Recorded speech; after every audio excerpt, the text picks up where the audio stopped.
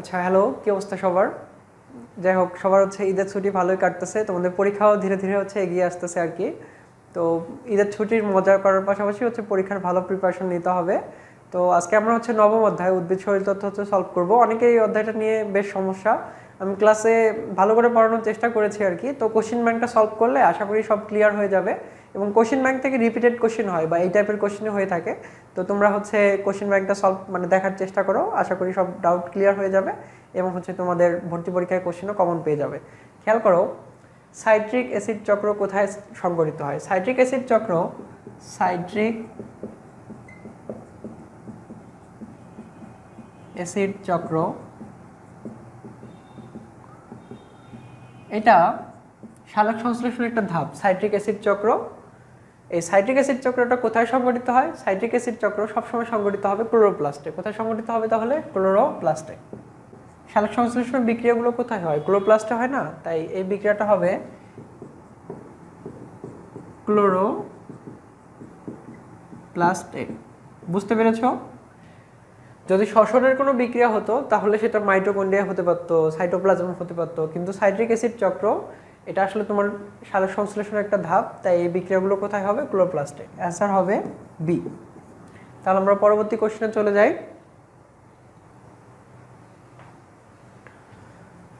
খেয়াল করো, টিস্যু কোষে অক্সিজেনের যোগান চাহিদার তুলনায় কম হলে তাকে কি বলে? এটা আসলে এক্সাক্ট এই কোশ্চেনের চ্যাপ্টার, এই কোশ্চেনে হচ্ছে এই চ্যাপ্টার হচ্ছে কোশ্চেন বলা যাবে না, তারপর এটা হচ্ছে ইম্পর্টেন্ট জানতে হবে আর কি। যদি অক্সিজেনের কোনো জায়গায় হচ্ছে অভাব হয় তখন সেটাকে বলা হয় হাইপোক্সিয়া। বুঝতে পেরেছো কি? টিস্যু কোষে অক্সিজেনের যখন অভাব হয় তখন সেই ঘটনাকে বলা হয় হাইপোক্সিয়া। হাইপোক্সিয়া, এই জিনিসটা জানতে হবে। হ্যাঁ, হাইপোক্সিয়া হচ্ছে কাকে বলে? যদি টিস্যু কোষে অক্সিজেনের অভাব হয়, অক্সিজেন হচ্ছে কমে গেলে তখন তাকে বলা হয় হাইপোক্সিয়া। ক্লিয়ার? আচ্ছা, তাহলে এখান থেকে অ্যান্সার হচ্ছে বি বা হচ্ছে হাইপোক্সিয়া। আমরা পরবর্তী কোশ্চেনে চলে যাই।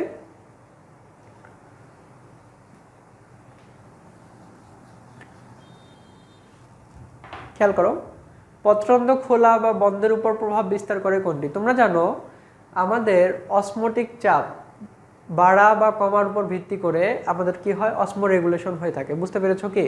তাহলে এখানে আমার পুরোপুরি হচ্ছে পত্ররন্ধ্র খোলা বা বন্ধ হওয়া ডিপেন্ড করবে কার উপর? তাহলে অসমোটিক হচ্ছে প্রেসার উপর। বুঝতে পারছো কি? অসমোটিক চাপ বা হচ্ছে অবিশ্রমিক চাপ, যদি অবিশ্রমিক চাপ হচ্ছে বেড়ে যায় সেক্ষেত্রে হচ্ছে রস আসে এবং সেটা হচ্ছে স্ফীত হয় এবং হচ্ছে ফুলে গিয়ে খুলে যায়। আর যদি হচ্ছে অসমোটিক চাপ কমে যায় সেক্ষেত্রে হচ্ছে রসটা বের হয়ে যায়, সেক্ষেত্রে হচ্ছে প্লাজমোলাইসিস হয় এবং পত্ররন্ধ্র বন্ধ হয়ে যায়। তাহলে এখানে অ্যান্সার হবে বি, অসমোটিক প্রেসার বা অবিশ্রবণিক চাপ। অবিশ্রমিক চাপ বেড়ে গেলে তখন হয় অন্ত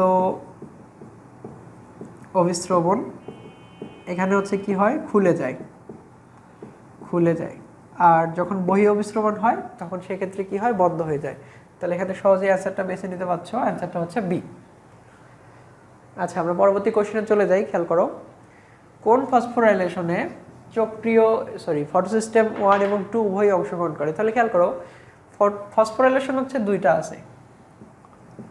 ফসফোরাইলেশন দুই প্রকার। কি কি? একটা হচ্ছে একটা হচ্ছে চক্রীয়, আর একটা হচ্ছে অচক্রীয়। চক্রীয় কাকে বলা হয়? এক্ষেত্রে শুধু একটা ফটোসিস্টেম অংশগ্রহণ করে এবং সেটা হচ্ছে ফটোসিস্টেম 1, এবং ফটোসিস্টেম 1 থেকে যে ইলেকট্রনটা বিক্ষিপ্ত হয় সেটা অনেকগুলো রুট ঘুরে ঘুরে আবার ফটোসিস্টেম 1-এ ফেরত আসে। বুঝতে পারছো কি? একটা চক্র সম্পন্ন করে, ঘুরে ঘুরে আবার ওইটাতেই ফেরত আসে, তাই সেটাকে বলা হয় চক্রীয়। আর অচক্রীয় কাকে বলা হবে? এক্ষেত্রে ফটোসিস্টেম 2 এবং হচ্ছে 1 উভয় অংশগ্রহণ করে এবং ফটোসিস্টেম 2 থেকে বিক্ষিপ্ত হয় ইলেকট্রন যাই হচ্ছে ফটোসিস্টেম 1 থেকে, এবং 1 থেকে বিক্ষিপ্ত হয় ইলেকট্রন আবার হচ্ছে আমার গিয়ে NADP H2 প্লাস হচ্ছে ওই ইলেকট্রন মিলে রিডিউসড NADP তৈরি করে। NADP H2 বা রিডিউসড হচ্ছে NADP তৈরি করে। যেহেতু 2 থেকে বাইর হওয়া ইলেকট্রন আর 1-এ ফেরত 2 থেকে বের হওয়া ইলেকট্রনটা 2-এ ফেরত আসতেছে না, তাই এক্ষেত্রে চক্রটা সম্পন্ন হচ্ছে না, তাই তাকে বলা হয় অচক্রীয় ফসফোরাইলেশন। তার মানে বুঝতেই পারতেছো অচক্রীয় ফসফোরাইলেশনে ফটোসিস্টেম 2 এবং 1 উভয়ই ব্যবহৃত হয়। তার মানে এখান থেকে সহজেই অ্যান্সার বেছে নিতে পারতেছো, অ্যান্সারটা হচ্ছে বি। তাহলে আমরা পরবর্তী কোশ্চেনে চলে যাই।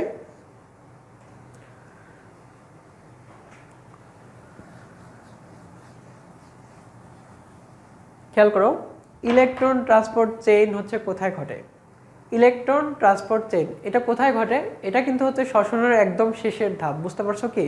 যে ক্ষেত্রে তোমার হচ্ছে রিডিউসড এনএডিপি, রিডিউসড এফএডি গুলো হচ্ছে অক্সিডেশন হয়, অক্সিজেনের সাথে হচ্ছে যুক্ত হয়ে। তো ইলেকট্রন ট্রান্সপোর্ট চেইন সিস্টেম ঘটে কিন্তু মাইটোকন্ড্রিয়ায়। বাদ বাকি রাইবোজোম প্রোটিন তৈরি করে, লাইসোজোম হচ্ছে তোমার ইয়ার আধার, এনজাইমের আধার। তাহলে খেয়াল করো, শক্তি উৎপাদনের সাথে জড়িত কোনটা? শক্তি তৈরি হয় কোথায়? মাইটোকন্ড্রিয়াতে। আর এই শক্তি তৈরির শেষ ধাপ হচ্ছে কি? সেখানে গিয়ে কিন্তু ইলেকট্রন ট্রান্সপোর্ট চেইন সিস্টেমে অক্সিজেনটা কিন্তু হচ্ছে যুক্ত হয়। তার মানে বুঝতেই পারতেছো যেহেতু ইলেকট্রন ট্রান্সপোর্ট চেইন সিস্টেম শক্তি তৈরির একটা অংশ, তাই এখানে অ্যান্সার হবে সি বা হচ্ছে মাইটোকন্ড্রিয়া। আমরা নেক্সট কোশ্চেনে চলে যাই।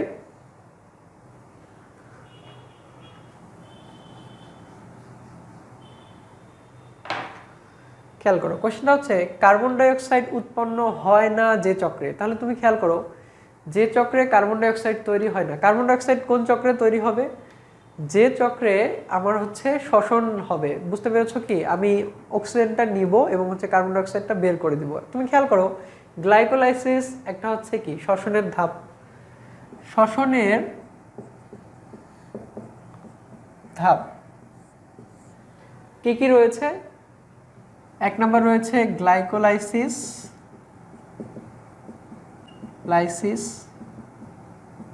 দুই নম্বর রয়েছে পাইরুভিক অ্যাসিডের জারণ, তিন নম্বর রয়েছে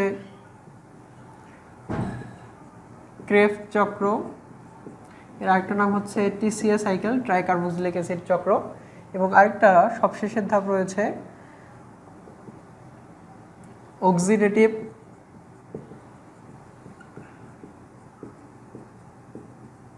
ফসফোরাইলেশন ও ইলেকট্রন ট্রান্সপোর্ট। তো খেয়াল রাখবে এর মধ্যে পাইরুভিক অ্যাসিড চক্র এবং ক্রেফট চক্র মিলে তোমার টোটাল হচ্ছে শ্বসনের সময় যে 6 অণু কার্বন ডাইঅক্সাইড তৈরি হয় সেটাই কিন্তু এই দুটো ধাপে তৈরি হয়। এর মধ্যে পাইরুভিক অ্যাসিড চক্রে তৈরি হয় 2 অণু কার্বন ডাইঅক্সাইড, ক্রেফট চক্রে তৈরি হয় 4 অণু কার্বন ডাইঅক্সাইড। বুঝতে পেরেছো? গ্লাইকোলাইসিস যদিও শ্বসনের ধাপ, কিন্তু সেই ধাপে কার্বন ডাইঅক্সাইড তৈরি হয় না। বুঝতে পেরেছো? তার মানে এখান থেকে সহজেই অ্যান্সারটা হবে গ্লাইকোলাইসিস বা এ। আমরা পরবর্তী কোশ্চেনে চলে যাই। C4 উদ্ভিদের প্রথম পদার্থ কোনটি? খেয়াল রাখবে C3 এবং C4 উদ্ভিদের মধ্যে তফাৎ হচ্ছে C3 উদ্ভিদ তার প্রথম যে স্থায়ী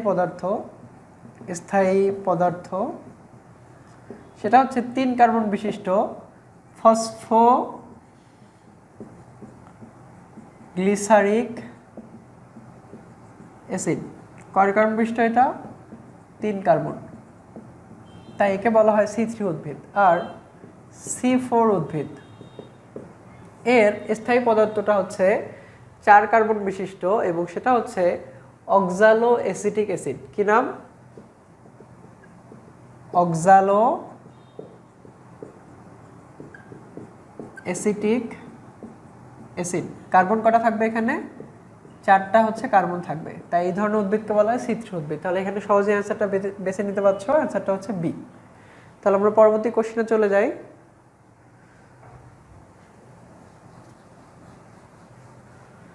খেয়াল করো, জীবের শ্বসনের সাথে সর্বাধিক মিল আছে কোনটির? খেয়াল রাখবে জীবের যে শ্বসন সেক্ষেত্রে কি হয়? আমার বায়ুর প্রয়োজন হয়। তার মানে অবায়বীয় যে ব্যাকটেরিয়া আছে তাতে কিন্তু বায়ুর প্রয়োজন নেই। মৃতজীবী ব্যাকটেরিয়া অনেক ক্ষেত্রে বায়ুর প্রয়োজন হয় না। পরজীবী তাদের শ্বসনের প্রয়োজন নেই, তারা হচ্ছে অন্য কাছ থেকে শক্তি সরবরাহ করে। বুঝতে পারছো কি? শক্তি হচ্ছে তারা অন্য কোনো প্রাণীর দেহ থেকে সংগ্রহ করে, তাদের শক্তির দরকার নেই। একটাই অপশন আমার বাকি থাকতেছে, সেটা হচ্ছে বায়বীয় ব্যাকটেরিয়া। এটা একদম সহজ, তুমি মানে চিন্তা করলে বুঝতে পারতেছো। তোমার শ্বসনের জন্য কি দরকার? অক্সিজেন দরকার না? আর বায়বীয় ব্যাকটেরিয়া শ্বসনের জন্য কি দরকার? অক্সিজেন দরকার। তাই এখান থেকে অ্যান্সার হচ্ছে বি বা বায়বীয় ব্যাকটেরিয়া। ঠিক আছে, আমরা পরবর্তী কোশ্চেনে চলে যাই। উদ্ভিদে সবচেয়ে দ্রুত শোষণ করে কোন আয়ন? আমি তোমাদের পড়িয়েছিলাম দ্রুত শোষিত হয় ক্যাটায়ন হিসেবে পটাশিয়াম এবং অ্যানায়ন হিসেবে হচ্ছে নাইট্রেট আয়ন। একত্রে আমি বলছিলাম পটাশিয়াম হচ্ছে নাইট্রেট, এভাবে খেয়াল রাখবে। আর ধীরে শোষিত হয় ক্যাটায়ন হিসেবে ক্যালসিয়াম 2+ আয়ন এবং অ্যানায়ন হিসেবে হচ্ছে সালফেট। আমি একত্রে বলছিলাম হচ্ছে ক্যালসিয়াম সালফেট, এভাবে খেয়াল রাখবে। তার মানে তুমি বুঝতেই পারছো সব থেকে দ্রুত গতিতে শোষিত হয় এখানে হচ্ছে পটাশিয়াম। অ্যান্সার হবে কি? সি। ঠিক আছে, আমরা পরবর্তী কোশ্চেনে চলে যাচ্ছি।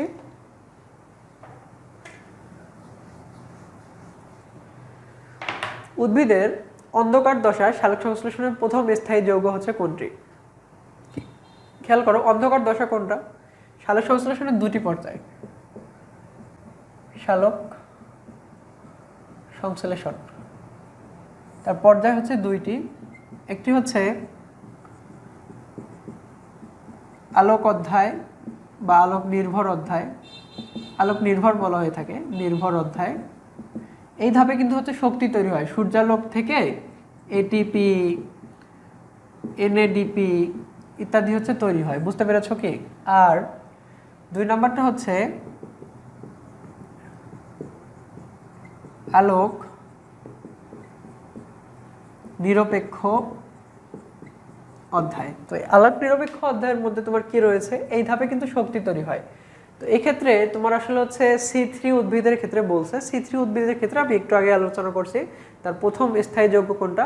Phosphoglyceric acid. আর যদি হচ্ছে C4 উদ্ভিদ হয় সেক্ষেত্রে তার হবে অক্সালো হচ্ছে অ্যাসিটিক অ্যাসিড। বুঝতে পেরেছো? তো এক্ষেত্রে হচ্ছে C3 উদ্ভিদের ক্ষেত্রে প্রথম স্থায়ী পদার্থ হচ্ছে বি, ফসফোগ্লিসারিক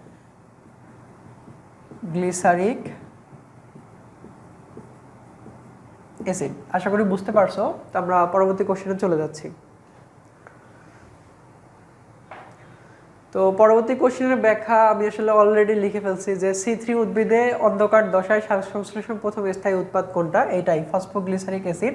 এটা সংক্ষিপ্ত রূপ হচ্ছে PGA। P ফর হচ্ছে ফসফো, G ফর হচ্ছে গ্লিসারিক, F ফর হচ্ছে অ্যাসিড। বুঝতে পেরেছো কি? তাহলে এক্ষেত্রে আমার অ্যান্সারটা হবে বি। একটু দুঃখিত, অ্যান্সারটা আমি ভুল বলেছি, অ্যান্সারটা হচ্ছে এ। অ্যান্সার এ কি হবে তাহলে? PGA বা ফসফোগ্লিসারিক অ্যাসিড। একটু আগে আমি ব্যাখ্যা দিছি। তো আশা করি বুঝতে পারছো। আমি নেক্সট কোশ্চেনে চলে যাচ্ছি।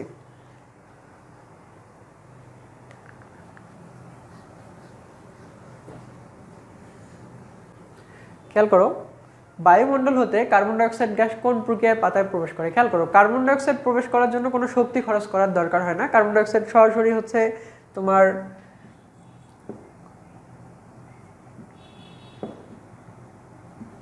এটা যদি হচ্ছে একটা পত্ররন্ধ্র হয়, পত্ররন্ধ্র খোলা থাকলে সরাসরি কার্বন ডাইঅক্সাইড গ্যাস ওর মধ্যে প্রবেশ করে, এর জন্য কোনো শক্তি তৈরি করার প্রয়োজন হয় না। আর তোমরা জানো গ্যাসের ক্ষেত্রে কি ঘটে? ব্যাপন ঘটে। কারণ অন্য সব কিছুর ক্ষেত্রে কিন্তু তরল, আর একমাত্র হচ্ছে গ্যাসের ক্ষেত্রে এখানে বুঝতেছো কি ঘটে তাহলে? ব্যাপন বা অনুব্যাপন। তার মানে কার্বন ডাইঅক্সাইড সরাসরি হচ্ছে সি বা ব্যাপন প্রক্রিয়ায় কোষের ভিতর হচ্ছে প্রবেশ করে। ক্লিয়ার? তাহলে আমরা পরবর্তী কোশ্চেনে চলে যাই।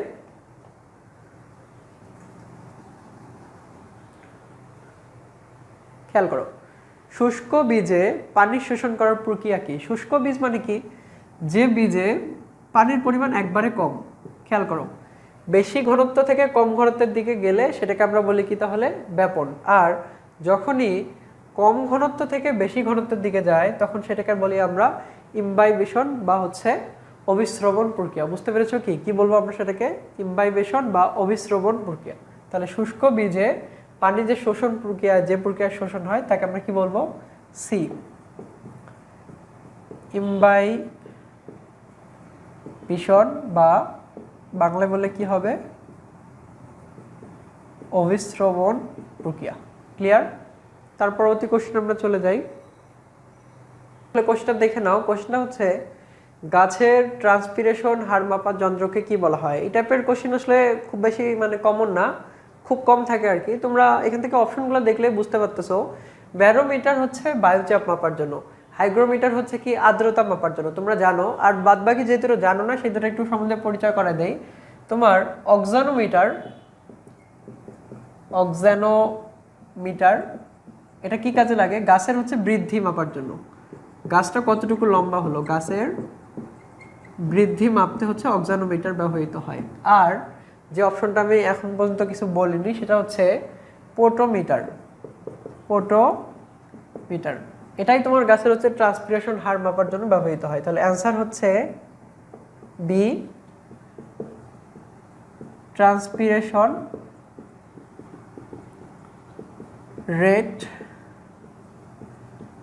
মেশিন, ক্যালকুলেশন মেশিন বা ট্রান্সপিরেশন হার মাপার যন্ত্রের নাম কি হবে তাহলে? পোটোমিটার। ওকে, পরবর্তী কোশ্চেনে চলে যাই। জীবদেহে পাইরুভিক অ্যাসিড ল্যাকটিক অ্যাসিডে রূপান্তরিত হয় কখন? আমি বলছি যদি কোনো কারণে হচ্ছে অক্সিজেনের অভাব হয় সেক্ষেত্রে কিন্তু হচ্ছে অবাত শ্বসন হয়। তো ল্যাকটিক অ্যাসিড সাধারণত তৈরি হয় না, এটা তৈরি হয় অক্সিজেন না থাকলে। সেক্ষেত্রে যে শ্বসন হয় তার নাম হচ্ছে অবাত শ্বসন। বুঝতে পেরেছো কি? তো ওই অবাত শ্বসনের সময় তোমার তাহলে কি হয়, পাইরুভিক অ্যাসিডটা ল্যাকটিক অ্যাসিডে তৈরি হয় এবং সেক্ষেত্রে খুব কম পরিমাণে মাত্র 2 অণু হচ্ছে এটিপি তৈরি হয়। এই ল্যাকটিক অ্যাসিড যদি তোমার বডিতে জমা হয় তখন কিন্তু তোমার হচ্ছে গায়ে ব্যথা হয়। এটা কখন হয়? যখন তুমি অনেক পরিশ্রম করো, হুট করে দেখবা যে খেলাধুলা করছো বা পরিশ্রমের কোনো কাজ করছো, সেই ক্ষেত্রে তোমার অতিরিক্ত শক্তি তৈরি করার জন্য অক্সিজেন ছাড়াই হচ্ছে শক্তি তৈরি হয়, তখন হচ্ছে পাইরুভিক অ্যাসিডটা কিসে কনভার্ট হয়? ল্যাকটিক অ্যাসিডে। বুঝতে পেরেছো? তার মানে এখানে আমার দেয়া আছে কোষে হচ্ছে অক্সিজেনের অভাব হলে সেক্ষেত্রে কি হবে? সি। আমরা পরবর্তী কোশ্চেনে চলে যাই।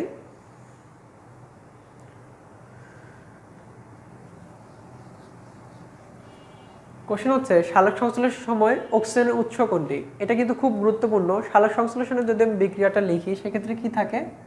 কার্বন ডাই অক্সাইড প্লাস হচ্ছে পানি, এটা মিলে তৈরি হয় কিন্তু হচ্ছে C6H12O6 বা হচ্ছে কার্বোহাইড্রেট। তার মানে এবং তার সাথে তৈরি হচ্ছে অক্সিজেন।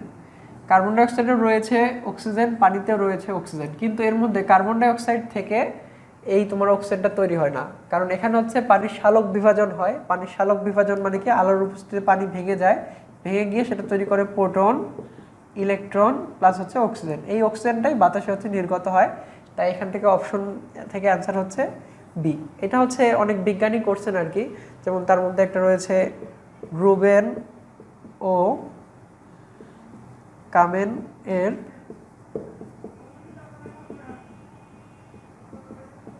তেজস্ক্রিয় পরীক্ষা। বুঝতে পেরেছো? তো এখান থেকে তাহলে অপশন হচ্ছে কি? বি অ্যান্সার হবে। এটা কিন্তু খুব গুরুত্বপূর্ণ, খেয়াল রাখতে হবে, ভর্তি পরীক্ষা আসার মতো কোশ্চেন।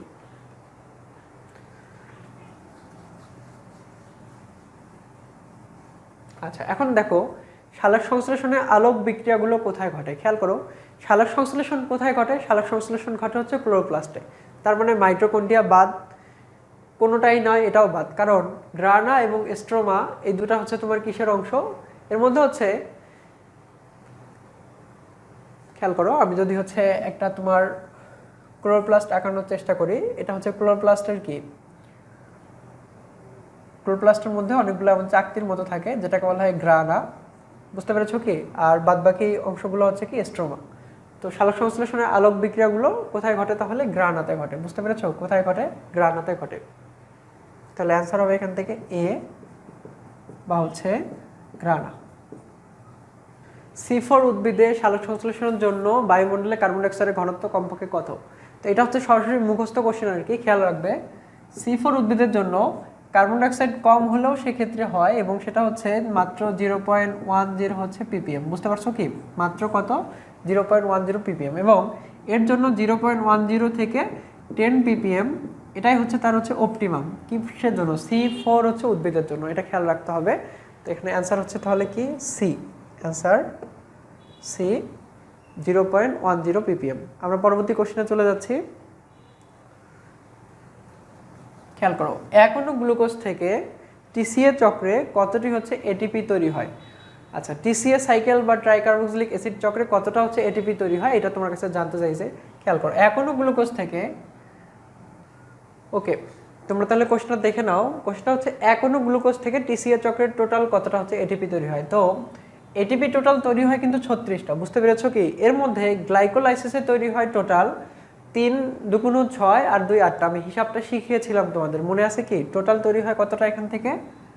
8টা।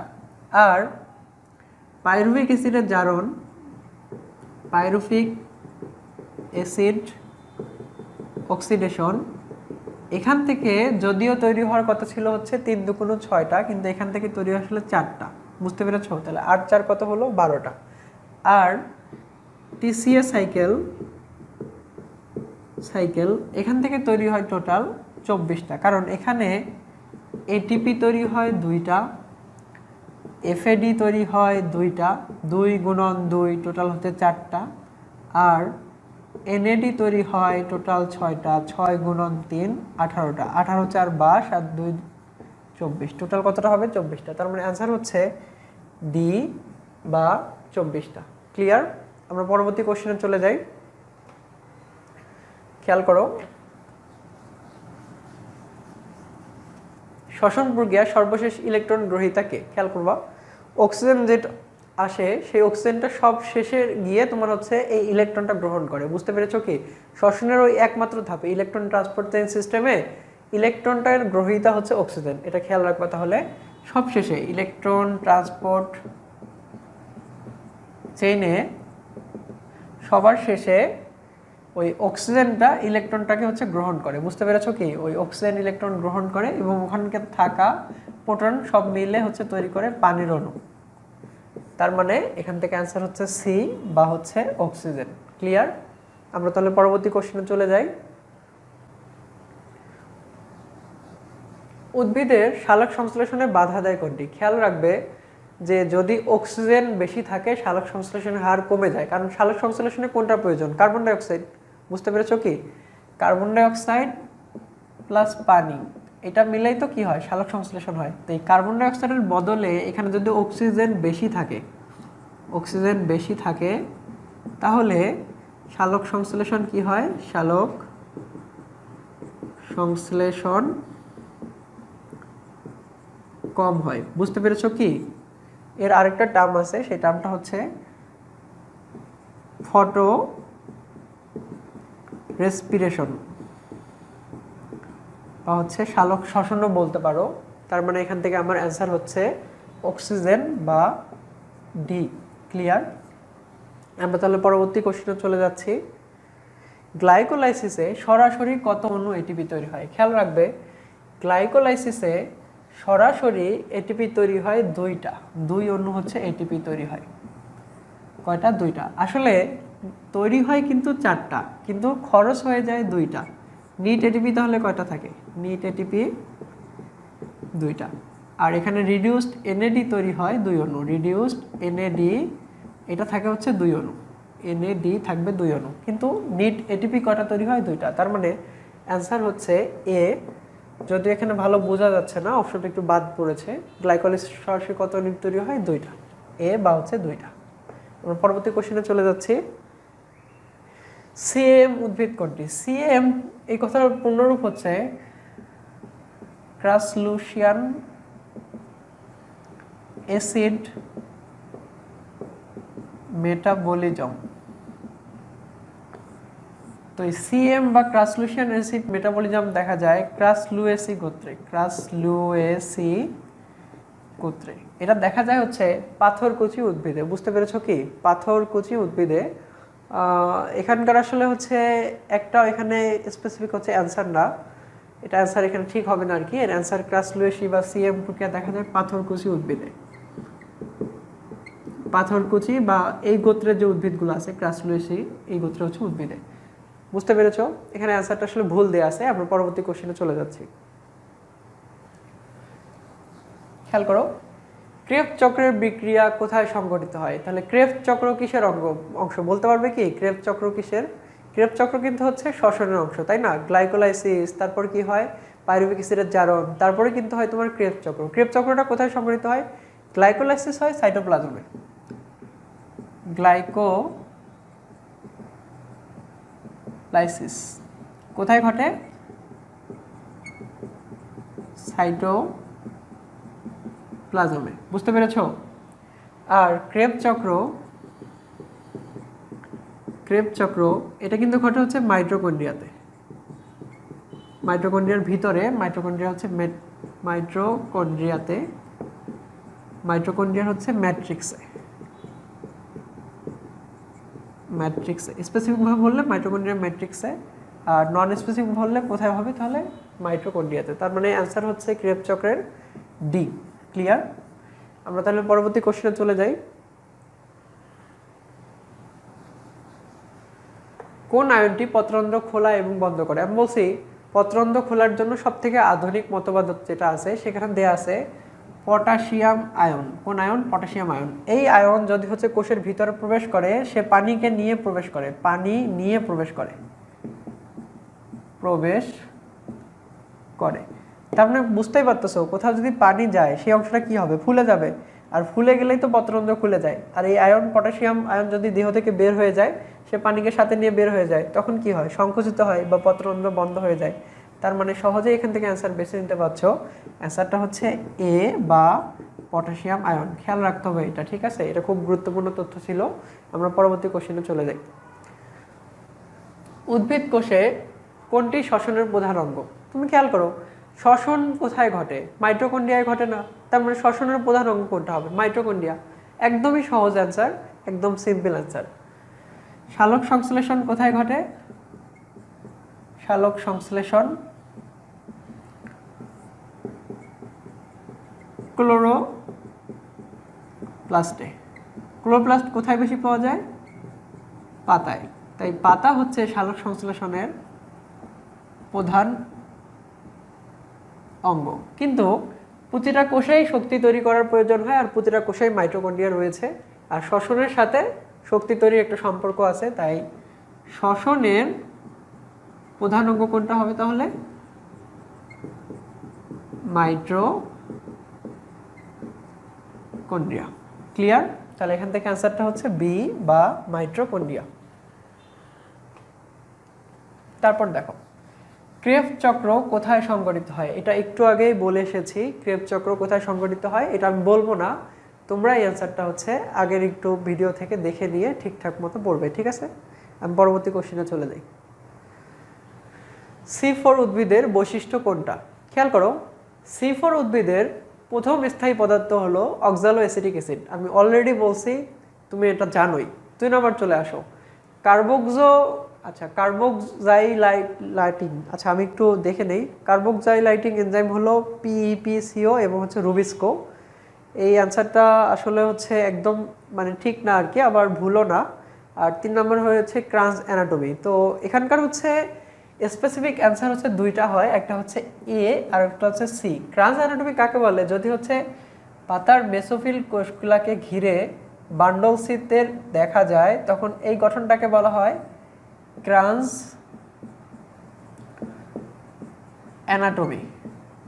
তো ক্রাঞ্চ অ্যানাটমি কিন্তু হচ্ছে তোমার C4 উদ্ভিদের বৈশিষ্ট্য। C3 উদ্ভিদে ক্রাঞ্চ অ্যানাটমি দেখা যায় না। আবার প্রথম স্থায়ী যৌগ হচ্ছে অক্সালোঅ্যাসিটিক অ্যাসিড বা OAA, এটাও ঠিক আছে। কিন্তু রুবিস্কো এনজাইম হচ্ছে C3 উদ্ভিদের সবচেয়ে গুরুত্বপূর্ণ এনজাইম। বুঝতে পারছো কি? বা C3 চক্রের হচ্ছে গুরুত্বপূর্ণ এনজাইম, সেটা C4 উদ্ভিদে লাগে না। তার মানে এখান থেকে উত্তর হচ্ছে এ এবং সি। তবে ডাউটলি ভাবে ডি দেওয়া যেতে পারে, যদিও এই টাইপের কোশ্চেন এখন আসে না। তোমরা জাস্ট প্রসেসটা বুঝে গেলেই হলো, ঠিক আছে? আমরা তাহলে পরবর্তী কোশ্চেনে মুভ করি। তাহলে খেয়াল করো, সালোক সংশ্লেষণে পানির বিভাজন ঘটে যে প্রক্রিয়ায়। সালোক সংশ্লেষণে পানির বিভাজন আসলে এগুলোর একটাতেই, আচ্ছা খেয়াল করো, সালোক সংশ্লেষণে পানির বিভাজন কোন প্রক্রিয়া হচ্ছে ঘটে, খেয়াল রাখবা। সালোক সংশ্লেষণে পানির বিভাজন হচ্ছে ফটোসিস্টেম 2তেই তোমার হচ্ছে ঘটে থাকে। ফটোসিস্টেম 2 এর ক্ষেত্রে কি হয়? ফটোসিস্টেম হচ্ছে 2, এই ফটোসিস্টেম 2 এর ক্ষেত্রে যে ইলেকট্রনটা হচ্ছে নির্গত হয় সেই ইলেকট্রনের ঘাটতি পূরণ করার জন্য কিন্তু হচ্ছে পানি থেকে পানি ভেঙে গিয়ে এখানে তোমার আসে প্রোটন, ইলেকট্রন এবং হচ্ছে অক্সিজেন। বুঝতে পেরেছো কি? এই ইলেকট্রনটা এখান থেকে যে ইলেকট্রনটা বের হয়ে গেছে সেই ইলেকট্রনটা এসে এর ঘাটতিটাকে পূরণ করে দেয় এবং এই প্রোটনটা পরবর্তীতে গিয়ে H প্লাস NAD প্লাস হচ্ছে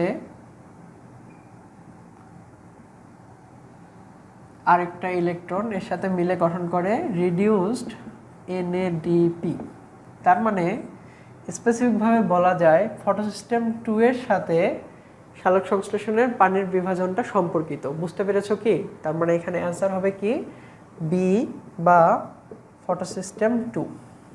তাহলে আমরা পরবর্তী কোশ্চেনে চলে যাই।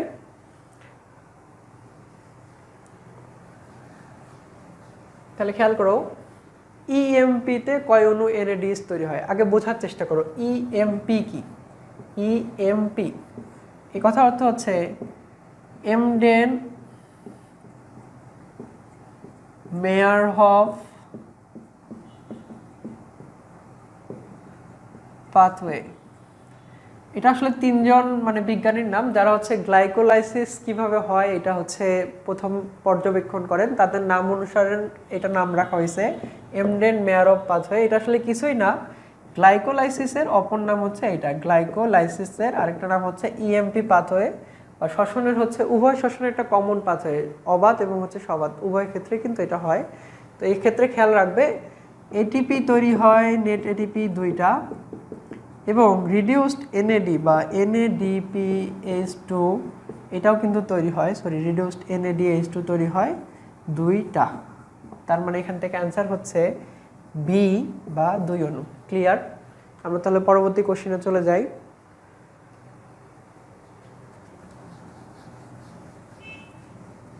অবাত শ্বসনে শক্তি উৎপন্ন হয়। খেয়াল রাখবে অবাত শ্বসনে খুব কম পরিমাণ শক্তি তৈরি হয়।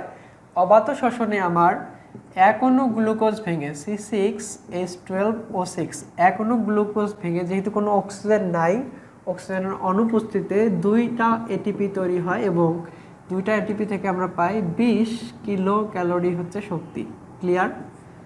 আর সবাত শ্বসনে কিন্তু এটিপি তৈরি হয় 36টা আর এক্ষেত্রে হচ্ছে এটিপি তৈরি হয় 2টা এবং একটা থেকে পাওয়া যায় 10 কিলো ক্যালোরি, 2টা থেকে পাওয়া যায় 20 কিলো ক্যালোরি। অ্যান্সার হচ্ছে সি। আমরা পরবর্তী কোশ্চেনে চলে যাই। কেলভিন চক্রের বিক্রিয়া সম্পন্ন হওয়ার পরম উষ্ণতা হচ্ছে C3 উদ্ভিদের জন্য C3 এর ক্ষেত্রে 10 থেকে হচ্ছে 25 ডিগ্রি সেলসিয়াস। বুঝতে পেরেছো কি? আর এটা যখন C4 এ হয়ে যায় তখন সেটা হয় 30 থেকে 45 ডিগ্রি সেলসিয়াস। এটা খুব সম্ভবত হচ্ছে যেহেতু বাদবাকি অপশন এটার কাছাকাছি ধারে কাছেও নাই, সহজেই বুঝতে পারতেছো এটা কি হবে তাহলে সি 10 থেকে হচ্ছে 25 ডিগ্রি সেলসিয়াস। ক্লিয়ার? আমরা তাহলে পরবর্তী কোশ্চেনে চলে যাই। কেলভিন চক্র আসলে C3 চক্র, C4 চক্রের সাথে এর কোনো মানে সম্পর্ক নাই, আমি একটু ভুলে বলে ফেলছি। তো C3 চক্র অবশ্যই 10 থেকে 25 ডিগ্রি সেলসিয়াস হবে। এরপর খেয়াল করো গ্লাইকোলাইসিস এবং ক্রেবস চক্রের মধ্যে সেতু বন্ধন রচনা করে কোনটি? খেয়াল রাখবে গ্লাইকোলাইসিস শেষে গ্লাইকোলাইসিস এটা শেষে তৈরি হয় কিন্তু পাইরুভিক অ্যাসিড। এই গ্লাইকোলাইসিস কোথায় সংঘটিত হয়? সাইটোপ্লাজমে। এখন খেয়াল রাখবা সাইটোপ্লাজম থেকে পাইরুভিক অ্যাসিড সরাসরি মাইটোকন্ড্রিয়ার ইনার মেমব্রেনে প্রবেশ করতে পারে না, তাই পাইরুভিক অ্যাসিডকে আগে একবার জারিত হতে হয়, এর সাথে অক্সিজেন যুক্ত হতে হয়, হয়ে পাইরুভিক অ্যাসিডটা আগে কনভার্ট হয় এসিটাইল কোএ বা এসিটাইল কোএনজাইম।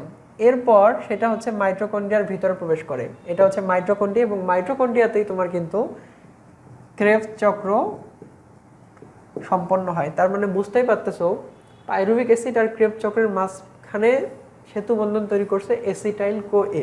তার মানে অ্যান্সার হচ্ছে সি বা এসিটাইল কোএ। আমরা তাহলে পরবর্তী কোশ্চেনে চলে যাই। সালোক সংশ্লেষণ পদ্ধতিতে সর্বপ্রথম কোন অণুতে কার্বন ডাই অক্সাইড যুক্ত হয়? খেয়াল রাখো সালোক সংশ্লেষণ পদ্ধতিতে সর্বপ্রথম কার্বন ডাই অক্সাইড হচ্ছে গ্রহণকারী অণু হচ্ছে রাইবোলোজ 1,5 হচ্ছে বিস ফসফেট, খেয়াল রাখবে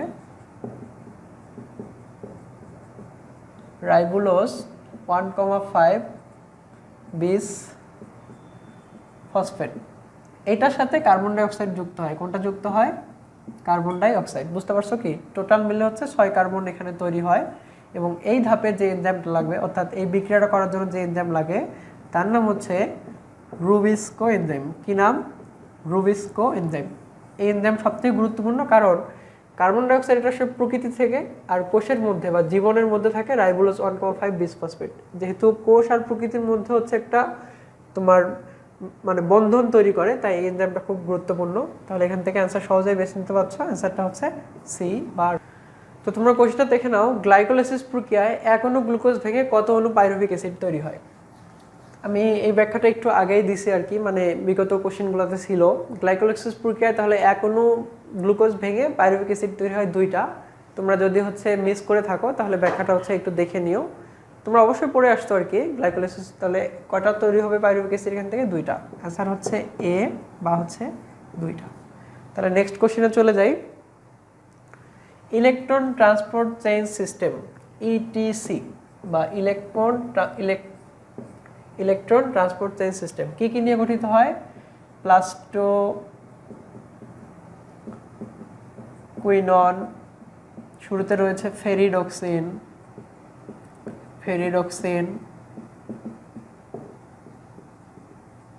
প্লাস্টো সায়ানিন, তারপর রয়েছে সাইটোক্রোম এফ,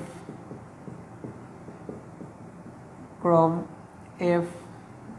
বুঝতে পেরেছো কি? তাহলে দেখো এখান থেকে এটাও কমন পড়েছে, এটাও কমন পড়েছে, এটাও কমন পড়েছে, তার মানে হচ্ছে সবগুলোই হবে। অ্যান্সার হচ্ছে ডি বা সবগুলো। আরও 2টা আছে, তোমরা বই থেকে একটু দেখে নিও। তার পরবর্তী কোশ্চেন আমি চলে যাই। তোমরা কোশ্চেনটা দেখে নাও। কোশ্চেনটা হচ্ছে ক্রেবস চক্রে ডিহাইড্রোজেনাস এনজাইম বিক্রিয়া করে কত জায়গায়? তো এই টাইপের কোশ্চেন হচ্ছে একদমই কমন না, আসে না। তো তোমরা খেয়াল রাখবে, মানে এটা হচ্ছে মুখস্থ করার, এছাড়া কোনো উপায় নাই। তো ডিহাইড্রোজেনাস এনজাইম বিক্রিয়া করে হচ্ছে 5 জায়গায়। ডি হচ্ছে কত হবে তাহলে অ্যান্সার ডি বা 5 জায়গায় হচ্ছে ডিহাইড্রোজেনাস এনজাইমটা হচ্ছে কি করে তাহলে বিক্রিয়া করে। বুঝতে পেরেছো? আচ্ছা, আমি পরবর্তী কোশ্চেনে চলে যাই তাহলে। গ্লাইকোলাইসিসে সর্বশেষ ধাপে কোন এনজাইম কাজ করে? খেয়াল রাখবে, গ্লাইকোলাইসিসে সর্বশেষ ধাপটা হচ্ছে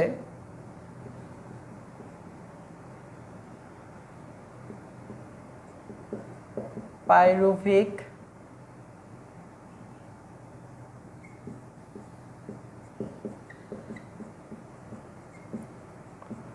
অ্যাসিড ফসফেট। এখন খেয়াল করো, কোথাও থেকে ফসফেট সরাতে বা যোগ করতে আমার যে এনজাইমটা লাগে তার নাম হচ্ছে কাইনেজ। বুঝতে পেরেছো কি? সবশেষ ধাপে পাইরুভিক অ্যাসিড ফসফেট থেকে তৈরি করবে pyruvic acid, only pyruvic acid, pyruvic acid. তাহলে খেয়াল করো, ফসফেটটাকে আমার কি করতে হবে? মাইনাস করে দিতে হবে না? তো ফসফেট যোগ বা বিয়োগ করতে কি লাগে? কাইনেজ। খুবই সহজ। তাহলে পাইরুভিক অ্যাসিডের সাথে কাইনেজ যোগ করে দিব, পাইরুভিক অ্যাসিড কাইনেজ। এভাবে আমরা হচ্ছে সবসময় সাইকেলটা হচ্ছে মুখস্থ করবো। খেয়াল রাখবে, যেখানেই ফসফেট যুক্ত বা হচ্ছে মুক্ত করতে হয় তার এনজাইমের নাম শেষে যুক্ত করতে হয় কাইনেজ। ক্লিয়ার? তাহলে এখান থেকে অ্যান্সার হচ্ছে কি হবে? পাইরুভিক অ্যাসিড কাইনেজ বা হচ্ছে ডি। আমরা তাহলে নেক্সট কোশ্চেনে চলে যাই। কেলভিন চক্র এর হচ্ছে CO2 গ্রাহক। আমি অলরেডি বলছি, এটা কিন্তু ব্যাখ্যাও করছি একটু আগে। তো তোমার 100% এটা হচ্ছে জানার কথা। এই অ্যান্সারটা তোমরা নিজেরাই করবে, ঠিক আছে? যারা পারবে না তারা কমেন্ট সেকশন চেক করবে, কেউ না কেউ অ্যান্সার দিবে। খেয়াল করো, অবাত জারণ প্রক্রিয়ায় গ্লুকোজের পাইরুভিক অ্যাসিডের রূপান্তরকে আমরা কি বলবো? অবাত জারণ বা হচ্ছে অবাত হচ্ছে শ্বসন প্রক্রিয়ায় গ্লুকোজটা কিসে কনভার্ট হয়ে যাচ্ছে? পাইরুভিক অ্যাসিডে। এটাকে আমরা কি বলবো? খেয়াল করো, ডায়ালাইসিস, হিমোলাইসিস, গ্লাইকোলাইসিস একটাও হবে না। খেয়াল করো। আচ্ছা, অবাত শ্বসন বা এবং সবাত শ্বসন দুই ক্ষেত্রেই কিন্তু তোমার হচ্ছে প্রথম ধাপ কোনটা? গ্লাইকোলাইসিস। গ্লাইকোলাইসিস। এটাকে কি বলা হয়? শ্বসনের কমন ধাপ।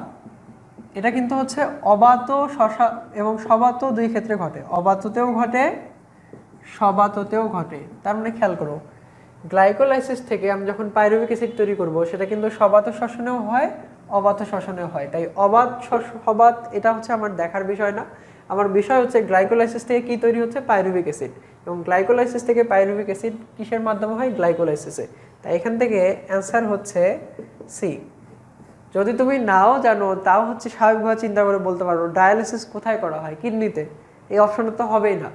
ভর্তি পরীক্ষার সময় কিন্তু অপশন বাদ দিতে শিখতে হবে। অনেক সময় হয় কি যে তুমি দেখবে যে তোমার কোশ্চেনটা হচ্ছে কমন পড়ে নাই, তো অপশন কমন পড়ছে, সেক্ষেত্রে তোমাকে 50-50 একটা চান্স নিতেই হবে, বুঝতে পারছো? তুমি 60টা 70টা যতই শিওর হয়ে দাগাও, তুমি 60টা 70 থেকে 70 মার্ক পাবা না বা 60 মার্ক পাবা না। সেক্ষেত্রে তোমাকে 10-15টা আন্দাজে দাগাতেই হবে। কিভাবে আন্দাজ করবে? দেখতে হবে যে দুইটা 50-50, এই মানে 4টা অপশন থেকে 2টা অপশন তুমি বাদ দিতে পারছো, ওই দুটো হবেই না, তার মানে বাকি দুটো থেকে দাগালে তোমার হওয়ার সম্ভাবনা 50%। এই টাইপের হচ্ছে 50%, এই টাইপের হচ্ছে তোমার কোশ্চেন মিনিমাম 10টার মতো দাগিয়ে আসতে হবে, বুঝতে পেরেছো? মোটেও কম দাগানো যাবে না, বেশি দাগায় নেগেটিভ খাওয়া ভালো, কম দাগায় হচ্ছে আফসোস করার কোনো দরকার নেই। তাহলে নেক্সট কোশ্চেনটা দেখো, কেলভিন চক্রের পরিমিত তাপমাত্রা, আমি এটা অলরেডি হচ্ছে একবার আলোচনা করছি, এটা হচ্ছে সি অ্যান্সার হবে। 10 থেকে হচ্ছে 25 ডিগ্রি সেলসিয়াস, আর 30 থেকে 45 ডিগ্রি সেলসিয়াস সেটা লাগে কোথায়? সেটা হচ্ছে C4 উদ্ভিদে, বুঝতে পেরেছো? তাহলে পরবর্তী কোশ্চেনে চলে যাই। খেয়াল করো, ফটোসিস্টেম 1 এবং ফটোসিস্টেম 2 এই দুটাতেই কিন্তু থাকে ক্লোরোফিল এ অণু, ক্লোরোফিল এ অণু বিক্রিয়া ক্ষেত্রে। কিন্তু এখানকার ক্লোরোফিল এ অণুটা 700 ন্যানোমিটার তরঙ্গদৈর্ঘ্যে আলো শোষণ করে এবং এখানকার ক্লোরোফিল এ অণুটা 680 ন্যানোমিটার তরঙ্গদৈর্ঘ্যে আলো শোষণ করে। তাই একে বলা হয় ক্লোরোফিল এ বা হচ্ছে P700 এবং একে বলা হয় ক্লোরোফিল A680 বা P680। কোশ্চেন আসছে ফটোসিস্টেম 1-এ কোনটা থাকে? তাহলে থাকবে ক্লোরোফিল এ, যেটা 700 ন্যানোমিটার তরঙ্গদৈর্ঘ্য শোষণ করে। তাহলে অ্যান্সার হচ্ছে ডি বা P700।